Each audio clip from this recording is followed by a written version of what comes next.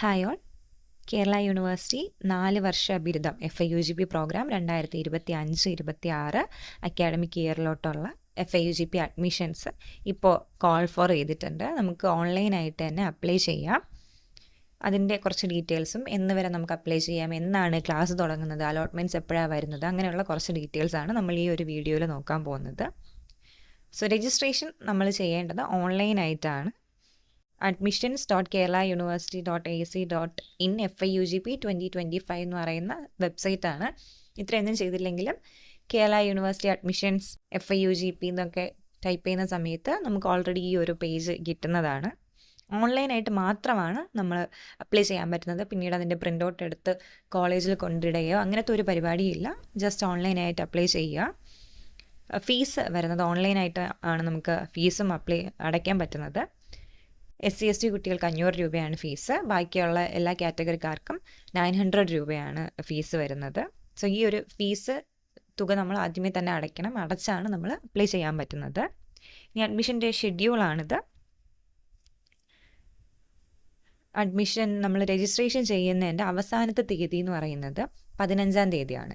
ഈ മാസം ജൂൺ 15 വരെ നമുക്ക് അപ്ലൈ ചെയ്യാൻ പറ്റും. ജൂൺ 16 തന്നെ ട്രയൽ അലോട്ട്മെൻറ്റ് വരും. സോ എന്നാണ് ട്രയൽ അലോട്ട്മെൻറ്റ് എന്ന് നോക്കിക്കഴിഞ്ഞാൽ ജൂൺ 16 സോ ഒരു ട്രയൽ അലോട്ട്മെൻറ്റ് കണ്ടു കഴിഞ്ഞിട്ട് നമുക്ക് എന്തെങ്കിലും മാറ്റങ്ങൾ വരുത്താനുണ്ടോ, ഏതെങ്കിലും മിസ്റ്റേക്ക് വന്നിട്ടുണ്ടോ, വേറെ ഏതെങ്കിലും കോളേജിലോട്ട് മാറ്റണോ, വിഷയം മാറ്റണോ, അങ്ങനെയുള്ള കാര്യങ്ങൾ വരുമ്പോഴത്തേക്കും ഈ ഒരു ട്രയൽ അലോട്ട്മെൻറ്റ് കണ്ടതിൻ്റെ ഫലമായിട്ട് നമുക്ക് 17-ാം തീയതി വരെ എഡിറ്റ് ചെയ്യാൻ പറ്റും. ഓപ്ഷൻസ് മാറ്റി കൊടുക്കാനും എന്തെങ്കിലും മിസ്റ്റേക്സ് ഒക്കെ വന്നിട്ടുണ്ടെങ്കിൽ എഡിറ്റ് ചെയ്യാൻ പറ്റും. അത് കഴിഞ്ഞിട്ട് 18-ാം തീയതി തന്നെ 17ഓടുകൂടി നമ്മൾ ആ ഒരു എഡിറ്റിംഗ് കഴിയും. 18-ന് തന്നെ ആദ്യത്തെ അലോട്ട്മെൻറ്റ് വരും. സോ എല്ലാം വളരെ വേഗം എന്നാണ് അലോട്ട്മെൻറ്റ്സ് വരുന്നത്.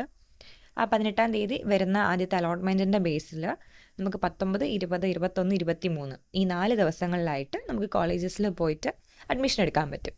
കഴിവതും ആദ്യത്തെ ദിവസങ്ങളിലൊക്കെ പോയിക്കഴിഞ്ഞാൽ നമുക്ക് എന്തെങ്കിലും സർട്ടിഫിക്കറ്റ്സ് മിസ്സിങ് ആണെങ്കിലോ വേറെ എന്തെങ്കിലും സർട്ടിഫിക്കറ്റ് വാങ്ങി കൊടുക്കേണ്ടി വന്നു കഴിഞ്ഞാലോ ഒക്കെ വേഗം ചെയ്യാൻ പറ്റും. സോ അതുകൊണ്ട് തന്നെ എന്തെങ്കിലും ഒരു കാരണവശാൽ അഡ്മിഷൻ കിട്ടാണ്ട് പോകുന്ന അവസ്ഥ നമുക്ക് ഒഴിവാക്കാൻ പറ്റും. സോ നേരിട്ട് പോയിട്ടാണ് കോളേജിൽ അഡ്മിഷൻ എടുക്കേണ്ടത്. ഈ 19, 20, 21, 23 ദിവസങ്ങളിലാണ് ഫസ്റ്റ് അലോട്ട്മെൻറ്റിൻ്റെ ബേസിസിലുള്ള അഡ്മിഷൻസ് നടക്കുക. ഇനി സെക്കൻഡ് അലോട്ട്മെൻറ്റ് വരുന്നത് ആ ഒരു 23ഓടുകൂടി അഡ്മിഷൻ കഴിഞ്ഞിട്ട് രണ്ടാമത്തെ അലോട്ട്മെൻറ്റ് വരുന്നത് 25-ാം തീയതിയാണ്. ഓക്കെ, ജൂൺ 25-ന് സെക്കൻഡ് അലോട്ട്മെൻറ്റ് വരും. അത് കഴിഞ്ഞിട്ട് സെക്കൻഡ് അലോട്ട്മെൻറ്റിൻ്റെ ബേസിസിലുള്ള അഡ്മിഷൻസ് ജൂൺ 26, 27, 28, 30 അടുത്ത 4 ദിവസങ്ങളിലായിട്ടാണ് സെക്കൻഡ് അലോട്ട്മെൻറ്റിൻ്റെ ബേസിസിലുള്ള അഡ്മിഷൻസ് നടക്കുന്നത്. ക്ലാസ് 1-ാം തീയതി, ജൂലൈ 1-ാം തീയതി തന്നെ ക്ലാസ്സസ് സ്റ്റാർട്ടാവും.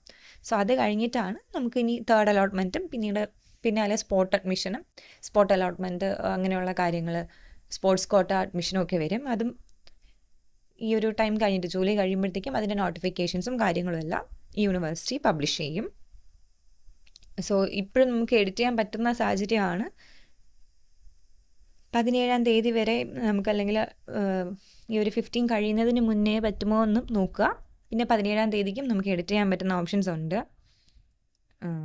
പിന്നെ പറയുന്ന ഡീറ്റെയിൽസ് നമ്മുടെ ഈ ഒരു ആപ്ലിക്കേഷൻ്റെ പ്രിൻ്റ് ഔട്ട് എടുത്ത് സൂക്ഷിക്കുക. അലോട്ട്മെൻറ്റ് മെമ്മോ വരുന്ന സമയത്ത് അതും എടുത്ത് വയ്ക്കുക. ഇനി അപ്ലൈ ചെയ്യാൻ പോകുന്നവർ നമുക്ക് 2 കാര്യങ്ങൾ മനസ്സിലാക്കിയിരിക്കുക. നമുക്ക് കോഴ്സാണോ പ്രധാനം അല്ല കോളേജാണോ പ്രധാനം. എനിക്കൊരു പെർട്ടിക്കുലർ കോളേജിൽ പഠിക്കാനാണ് താല്പര്യമെങ്കിൽ ഞാൻ കോളേജിന് പ്രിഫറൻസ് കൊടുത്തിട്ട് ആ കോളേജിന് നമ്മുടെ ഫസ്റ്റ് പ്രിഫറൻസ് ആക്കി വെച്ചുകൊണ്ട് അവിടുത്തെ എല്ലാ സബ്ജക്ട്സും വെക്കുക. അല്ല, നമുക്കൊരു പെർട്ടിക്കുലർ സബ്ജക്റ്റാണ് നമുക്ക് വേണ്ടതെങ്കിൽ ആ സബ്ജക്റ്റ് ഉള്ള കോളേജുകൾ നോക്കിയിട്ട് സബ്ജക്റ്റിന് ഫോക്കസ് കൊടുത്ത് ആദ്യം സബ്ജക്റ്റ് മാത്രം നമ്മുടെ പ്രിഫറൻസ് കൊടുത്ത് വെച്ചുകൊണ്ടിരിക്കുക. എന്നിട്ട് നമുക്ക് പിന്നീട് ട്രയൽ അലോട്ട്മെൻറ്റ് കണ്ടു കഴിയുമ്പോഴത്തേക്കും മനസ്സിലാവും നമ്മുടെ ആ ഒരു റാങ്ക് ബേസ് എങ്ങനെയാണ് വരുന്നത്, നമ്മുടെ ഇൻഡെക്സ് മാർക്ക് എങ്ങനെയാണ് വരുന്നതെന്ന്. സോ അത് നോക്കി അപ്ലൈ ചെയ്യുക. ഇനി FIUGPയെ പറ്റിയിട്ട് എന്തെങ്കിലും ഡൗട്ടും കാര്യങ്ങളും ഉണ്ടെങ്കിൽ ചോദിക്കുക. അല്ല FIUGPയെ പറ്റിയിട്ട് ഒരു വീഡിയോ ചെയ്യണം എന്നുണ്ടെങ്കിൽ അതും കമൻറ്റ് ചെയ്യുക. We can do it. So ഇത്രയും ഓക്കെയാണ്. ഇനി അഡ്മിഷൻ എന്ന് കഴിയും, എപ്പോഴായിരിക്കും അഡ്മിഷൻ, എപ്പോഴാണ് ട്രയൽ അലോട്ട്മെൻറ്റ്, ആ കാര്യങ്ങളിലേക്കുള്ള സംശയം മാറിക്കഴിയണം എന്ന് വിചാരിക്കുന്നു.